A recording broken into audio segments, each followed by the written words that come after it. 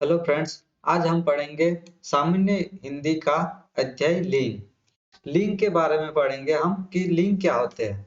तो हम लिंग का सबसे पहले लिंग की परिभाषा देख लेते हैं कि लिंग किसे कहते हैं। तो लिंग किसे कहते हैं कि शब्द के जिस रूप से स्त्री या पुरुष का ज्ञात हो। ठीक है, शब्द के जिस रूप से स्त्री या पुरुष जाति के होने का पता चलता है या होने का बोध हो। ठीक है, स्त्री या पुरुष जाति के होने का पता चलता है, उसे क्या कहते हैं? लिंग कहते हैं। तो लिंग साधारणतः शब्द जैसे कि किसी व्यक्ति, वस्तु आदि के पुरुष जाति या स्त्री जाति होने का तात्पर्य मिलता है या उसका पता चलता है, तो उसे क्या कहते हैं? लिंग कहते हैं। ठीक है, तो लिंग कितने प्रकार के होते हैं? लिंग दो प्रकार के होते हैं। ठीक है फ्रेंड्स, लिंग कितने? दो प्रकार के होते हैं, एक तो पुल्लिंग और दूसरा स्त्रीलिंग। पुल्लिंग और स्त्रीलिंग। तो हम इसमें देख लेते हैं कि लिंग, स्त्रीलिंग और पुल्लिंग लिंग का पहचान कैसे होती है। तो सब उसकी पहचान के लिए हम देखते हैं अगली स्लाइड में कि सबसे पहले तो हम लिंग के जो उदाहरण है कुछ उसे देख लेते हैं। तो शब्द के जिस रूप से पुरुष या नर जाति का बोध होता है, उसे क्या कहते हैं? पुल्लिंग। पुल्लिंग किसे कहते हैं? अब समझे, पुरुष जाति का या नर जाति का जो बोध होता है ना, उसे क्या कहते हैं? पुल्लिंग कहते हैं। वस्तु या फिर व्यक्ति या कोई भी मानव जाति या वस्तु। ठीक है, जैसे कि निर्जीव और सजीव में से जो भी वस्तु है, निर्जीव और सजीव वस्तु, उसमें से पुरुष और नर जाति का पता चलता है, उसको क्या कहते हैं? पुल्लिंग। तो पुल्लिंग में क्या आता है? जैसे कि पिता। पिता क्या आता है? पिता नाम सुन के क्या लगता है कि आदमी होगा, ठीक है, पुरुष होगा, तो वो पुल्लिंग हो गया। ठीक है, राजा। राजा क्या होगा? राजा ज्यादातर राजा पुरुष ही रहते। पुरुष क्या? पुरुष ही। ठीक है, राजा। रानी रानी शब्द अगर आया तो उसमें क्या हमें क्या बोध होगा कि वो लड़की होगी, और राजा मतलब लड़का होगा। ठीक है, तो पुरुष जाति का। यहाँ पर बच्चा। बच्चा क्या है? बच्चा जो है वो चाइल्ड, मतलब कि यहाँ पर पुरुष का बोध हो रहा। ठीक है, छात्र पुरुष का। बेल पुरुष। ऊंट, इसमें नर जाति और पुरुष जाति का है ना। इसमें जो जो शब्द का रूप जो प्रदान कर रहा है, जो संकेत करता है, वो पुरुष या नर जाति की ओर करता है, तो ये क्या कहलाते हैं? पुल्लिंग। वैसे ही स्त्रीलिंग। स्त्रीलिंग शब्द के जिस रूप से स्त्री स्त्री या नारी जाति का बोध होता है, ठीक है, तो उसमें उसे क्या कहते हैं? स्त्रीलिंग कहते हैं। यहाँ पर गलती से बाय मिस्टेक हो गया। ठीक है, यहाँ स्त्रीलिंग कर लीजिएगा। स्त्रीलिंग, यहाँ पर स्त्रीलिंग, उसे क्या कहते हैं? स्त्रीलिंग। जैसे कि माता। माता क्या हो गया? औरत होगी, तो वो क्या है? माता है ना, माँ है या औरत, तो उसकी जगह हम उसे क्या कहेंगे? वो नर नारी जाति का या स्त्री का बोध करवाती है, तो स्त्रीलिंग। रानी, जो रानी है, राजा की रानी, उससे भी क्या? स्त्री। बच्ची है ना, छोटी बच्ची, तो बच्ची भी क्या? बच्ची। छात्रा, गाय, शेरनी, ये आदि क्या किसका बोध कराते हैं? स्त्री या नारी जाति का। तो इन्हें क्या कहते हैं? स्त्रीलिंग कहते हैं। ठीक है, इसको क्या कहते हैं? हम स्त्रीलिंग कहते हैं। इसके बाद हम इसकी पहचान के लिए कुछ ताले या कुछ भी बहुत सारी वस्तुएं, उसमें हम कैसे पता करते हैं, या फिर प्रत्यय से हमें कैसे पता चलता है कि पुल्लिंग कौन सा है और स्त्रीलिंग कौन सा है। पेड़ों में, पर्वत में, रत्न में कैसे पता चलता है, तो हम उसके बारे में देखते हैं। देखिए यहाँ पर हमारे पास जो ऑप्शन है, जिस शब्द के अंत में या प्रत्यय स्वरूप, जैसे आ हो, आओ हो, पा हो, पन हो या न हो, ठीक है, इनमें से जो शब्द रहेगा, ठीक है, इनमें से जो शब्द रहेगा शब्द के अंत में, उस वो शब्द क्या कहलाएंगे? पुल्लिंग कहलाएंगे। जैसे कि अवस्था में। अवस्था में जैसे यहाँ पर क्या होगा? वृद्धावस्था। वृद्धावस्था में बुढ़ापा। बुढ़ापा क्या है? एक पुल्लिंग शब्द है। लड़कपन, जैसे पन पढ़ते आ गया यहाँ पर, और पा पढ़ते आ गया, तो ये क्या हो गया? पुल्लिंग। मोटापा पुल्लिंग। कपड़ा पुल्लिंग। चढ़ाव पुल्लिंग। और फिर लेन देन, ये जो है वो ये शब्द है पुल्लिंग। ठीक है, जिसका आखिरी में ना आता हो या जिसके आखिरी में आओ आता हो या आ आता हो, आ यानी कपड़े वाला, तो ये क्या हो गया, ये पुल्लिंग शब्द हो गया। ऐसे ही पेड़ों के नाम हमेशा, पेड़ों के नाम जो जिससे कि इनमें से कुछ पेड़ जो है वो पुल्लिंग होते हैं, और कुछ पेड़ पेड़ जो स्त्रीलिंग भी होते हैं, लेकिन इसमें मेरे हिसाब से जो पुल्लिंग है वो सभी इसमें है, और कुछ छूट भी गए होंगे, वो मैं आपको प्रोवाइड कर दूंगा। आप मेरे व्हाट्सएप नंबर पर या फिर मुझे टेलीग्राम चैनल पर कांटेक्ट कर सकते हैं, ठीक है। उसके साथ में पेड़ों के नाम जैसे सागन, जामुन, बरगद, पीपल, नीम, आम, शीशम, ये जो पेड़ों के नाम है वो पुल्लिंग होते हैं, ठीक है। इसके बाद पर्वत, महीने के नाम, वार यानी दिन के नाम, उसके साथ ग्रह के नाम क्या होते हैं, पुल्लिंग होते हैं। पर्वत जो होते हैं वो बड़े बड़े पर्वत, वो हमेशा, जैसे पहाड़ नहीं, बड़े पर्वत जैसे विंध्याचल, हिमाचल, ये जो है वो पर्वत पुल्लिंग होते हैं। उसके साथ ही जैसे सूर्य, बुध, शुक्र, ये ग्रह वाले हैं ना, वो भी पुल्लिंग होते हैं। महीनों के नाम जैसे जनवरी, फरवरी या वैशाख, चैत्र, ये भी पुल्लिंग होते हैं। उसके साथ सोमवार, मंगलवार, बुधवार जो होते हैं वार, वो भी पुल्लिंग होते हैं, ठीक है। इसमें आप पुल्लिंग शब्द का ऑप्शन लगा सकते हैं, वार के नाम या पर्वत के नाम या महीनों के नाम या ग्रह के नाम हो तो। उसके बाद हमारे पास जो अगला है रत्नों के नाम। रत्नों के नाम जैसे पन्ना, हीरा, सोना, मोती या मूंगा, ये जो है रत्न के नाम, वो हमेशा क्या रहेगा, पुल्लिंग रहेगा। सोना, चांदी या पन्ना, हीरा, मोती, मूंगा, ये सब है पुल्लिंग शब्द, ठीक है। इसके बाद हम स्त्रीलिंग का पहचान कैसे करते हैं। स्त्रीलिंग, ये पुल्लिंग में आप इन बिंदुओं को याद रखेगा, बिंदु के आधार पर ही आप आसानी से एग्जाम में क्वेश्चन को ऑप्शन लगा सकते हैं, ठीक है। ऑप्शन को आसानी से सिलेक्ट करके सही उत्तर दे सकते हैं। तो इन ऑप्शन जो खास जो पॉइंट है उसे याद रखिएगा। एग्जाम्पल बदल भी सकते हैं, लेकिन ये जो नाम है उससे आप आसानी से उसे याद रख सकते हैं, ठीक है। उसके बाद हम देखते हैं स्त्रीलिंग की पहचान कैसे, नहीं पुल्लिंग में अभी बचे, तो पुल्लिंग में कैसे पहचान करते हैं। जैसे पुल्लिंग में हमारे पास द्रव द्रव पदार्थ के नाम, जैसे द्रव में क्या क्या है, घी, लावा, पानी, सोना, तेल, लोहा और तांबा, ये जो है वो पुल्लिंग कहलाएंगे, ठीक है। उसके साथ ही हमारे पास शरीर के अंगों के नाम। शरीर के नाम सामान्यतः कुछ है जो जैसे कान, गला, हाथ, होठ, तालू, जंघा, नख, सिर, मस्तक, दांत, पांव, घुटना घुटना, मुख और रोम, ये जो सब चीजें हैं वो पुल्लिंग कहलाती है। इसके अतिरिक्त कुछ चीजें जो स्त्रीलिंग में भी आएगी, ओके।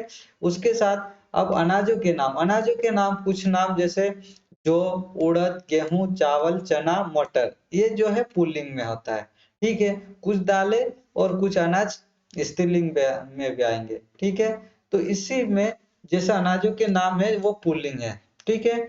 इसके अतिरिक्त इत्यादि और भी नाम रहेंगे कुछ, जो वो सर्च के माध्यम से मिल जाएंगे, ठीक है। उसके अलावा जैसे समुद्र, स्थान या भूमंडल के भागों के नामों को भी क्या कहते हैं, हम पुल्लिंग कहलाते हैं वो भी। जैसे समुद्र के नाम, समुद्र, ठीक है।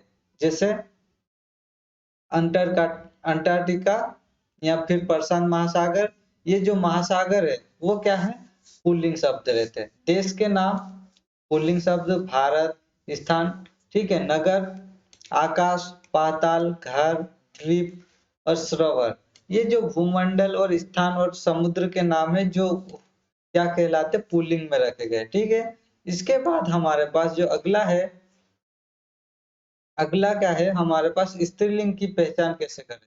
तो स्त्रीलिंग की पहचान करने के लिए जैसे कि हमारे पास स्त्रीलिंग पहचान में क्या होता है, जैसे भाववाचक संज्ञा, जो भाववाचक संज्ञा रहती है ना, जैसे ट या वट या हट वाले अंत में उनके शब्द रहते हैं, वो स्त्रीलिंग, हमेशा स्त्रीलिंग रहेंगे, ठीक है।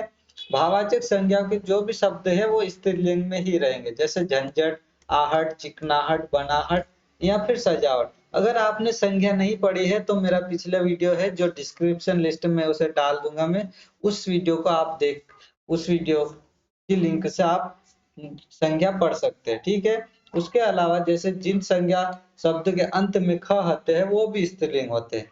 क्या होते हैं, जिन संज्ञा के अंत में ख होते हैं वो स्त्रीलिंग होते हैं, जैसे कि राख, कोख, लाख, भूख, चाक, चोक, आंख, देखरेख, ये जो है शब्द ये स्त्रीलिंग होते हैं। ठीक है, जिन शब्द के अंत में या आता है जैसे कि कुटिया, मठिया, खटिया, चिड़िया, ये शब्द जो है वो भी स्त्रीलिंग है। ठीक है, जैसे कुटिया, मठिया, खटिया, चिड़िया, ये शब्द जैसे या आता है ना, या शब्द से क्या संकेत मिलता है कि स्त्री का होगा। ठीक है, तो इससे हमें स्त्रीलिंग का अनुभूति होती है। ठीक है, उसके बाद हम स्त्रीलिंग की पहचान उसके अलावा और भी, जैसे अनुस्वारांत और विकारांत और उकारांत और तकारांत, सकारांत संज्ञा स्त्रीलिंग कहलाते हैं, जैसे कि रोटी, टोपी, नदी, चिट्ठी, उदासी, रात, बात, छत, भीत, लू, बालू, दारू, सरसों, खड़ाऊ, प्यास, वाष्प, श्वास, इस टाइप के शब्द जो रहते हैं वो क्या कहलाते हैं? स्त्रीलिंग कहलाते हैं। ठीक है, भाषा, बोली और लिपियों के नाम, भाषा और बोली और लिपियों के नाम वो क्या हमेशा स्त्रीलिंग रहेंगे, जैसे कि भाषा हिंदी आ गई, अंग्रेजी आ गई, ये जो है ये स्त्रीलिंग रहेंगे। उसके साथ बोली, जो बोली है देवनागरी, रेमिंगटन रेमिंगटन गेल, उसके अलावा मंगल, ये जो है वो क्या आएगा? ब्राह्मी लिपि। ये जो भाषा है, लिपियां और भाषा, ये बोलियां और लिपियां और भाषा ये स्त्रीलिंग रहेंगे, जैसे पहाड़ी हिंदी, तेलुगु, मैथिली, हिंदी, संस्कृत, पंजाबी, गुजराती, मराठी, बिहारी, भोजपुरी, ये सब लिपियां जो है लिपियां और भाषा ये सब स्त्रीलिंग आएंगे। मतलब इस पॉइंट को आप ये याद रखेगा कि बोली, भाषा और लिपियों के नाम स्त्रीलिंग रहते हैं। ठीक है, जैसे नदियों के नाम क्या रहेंगे? गंगा, जमुना, सरस्वती, यमुना, नर्मदा, ये जो नदी है वो स्त्रीलिंग रहेंगे। नदियों के नाम भी स्त्रीलिंग रहेंगे, उसके साथ ही तारीखों और तिथियों के नाम भी क्या रहेंगे? स्त्रीलिंग रहेंगे। जैसे तारीख, पहले 1 तारीख, 2 तारीख, 3 तारीख, 4 तारीख, या पहली, दूसरी, तीसरी, चौथी, पांचवी, छठी, ये जो तारीखें हैं वो भी क्या रहेंगे? स्त्रीलिंग रहेंगे। जैसे पूर्णिमा, अमावस्या, ये शब्द जो रहेंगे मास के, हिंदी माह के 15-15 दिनों में पूर्णिमा और अमावस्या आते हैं, ये भी क्या रहेंगे? स्त्रीलिंग शब्द रहेंगे। ठीक है, इसी के साथ हम अगला देखते हैं कि स्त्रीलिंग की पहचान के पॉइंट जो है, मेन बिंदु, आप इन्हें याद रखेगा या नोट कर लीजिएगा, क्योंकि इसी के आधार पर आप स्त्रीलिंग और पुल्लिंग का चयन कर सकते हैं। ठीक है, इसे आप याद रखिएगा, ये जरूरी है याद रखना, उसी इसी के अकॉर्डिंग आप इसे याद रख सकते हैं। ठीक है, स्त्रीलिंग और पुल्लिंग की पहचान कर सकते हैं। अब कुछ शब्द ऐसे रहते हैं जो स्त्रीलिंग और पुल्लिंग में हमेशा रहते हैं, जैसे कि हमेशा, या फिर क्या कहते हैं कि उन शब्दों के आगे या पीछे नर या मादा लगाकर हम उसकी पहचान करते हैं। ठीक है, जैसे कुछ शब्द ऐसे रहते हैं जो पुल्लिंग हो तो पुल्लिंग का ही ज्ञात करवाते हैं, लेकिन उनके पीछे अगर मादा लगा दे उनके आगे तो वहां पर स्त्रीलिंग का बोध कराएंगे। जैसे वैसे ही कुछ शब्द स्त्रीलिंग ही हमेशा रहते हैं, उनके आगे नर लगाने से वहां पर पुल्लिंग शब्द ज्ञात होता है। तो जिन प्राणीवाचक संज्ञाओं में एक ही लिंग का प्रयोग किया जाता है वे नित्य पुल्लिंग या नित्य स्त्रीलिंग कहलाते हैं। तो इन शब्दों में पुल्लिंग और स्त्रीलिंग की पहचान के लिए हम पहले नर या मादा का प्रयोग करते हैं। जैसे कि हमारे पास कछवा, कछवा क्या है? पुल्लिंग है। तो इसके पीछे जो इसमें जो प्रत्यय है आ है, ठीक है, इससे भी आप ता और यहाँ पर स है, बाकी इन तीनों में प्रत्यय आ है, तो इससे क्या साबित होता है कि ये है पुल्लिंग शब्द है। इसी तरह आप इसे याद रखेगा। और उसके अलावा जैसे कछवा हमेशा पुल्लिंग रहता है, तो इसके आगे क्या लिखेंगे? अगर कछवा मादा रही तो मादा कछवा, चीता अगर मादा रहा तो मादा चीता, ठीक है, तोता अगर मादा रहा तो मादा तोता, और खरगोश अगर मादा रहा तो मादा खरगोश। इस टाइप से हम स्त्रीलिंग का भी पहचान करते हैं। जैसे कि हमारे पास कोयल है, कोयल क्या है? हम कोयल हमेशा स्त्रीलिंग का बोध करवाते हैं। ठीक है, हम जैसे भी कहीं भी कोयल शब्द सुनेंगे तो स्त्रीलिंग का बोध होता है, लेकिन उसके आगे नर लगा देने से वहां पुल्लिंग रूप प्रदान करेगा। ठीक है, वैसे ही तितली, तितली को हम तितली नाम सुन के क्या हमें लगता है कि स्त्रीलिंग होगा, लेकिन वो स्त्रीलिंग ही है, लेकिन उसके आगे हम नर लगाकर हम क्या कर सकते हैं, उसे पुल्लिंग शब्द दे सकते हैं। मक्खी, मछली, ये जो सभी शब्द है ये हमेशा क्या है, स्त्रीलिंग रहते हैं।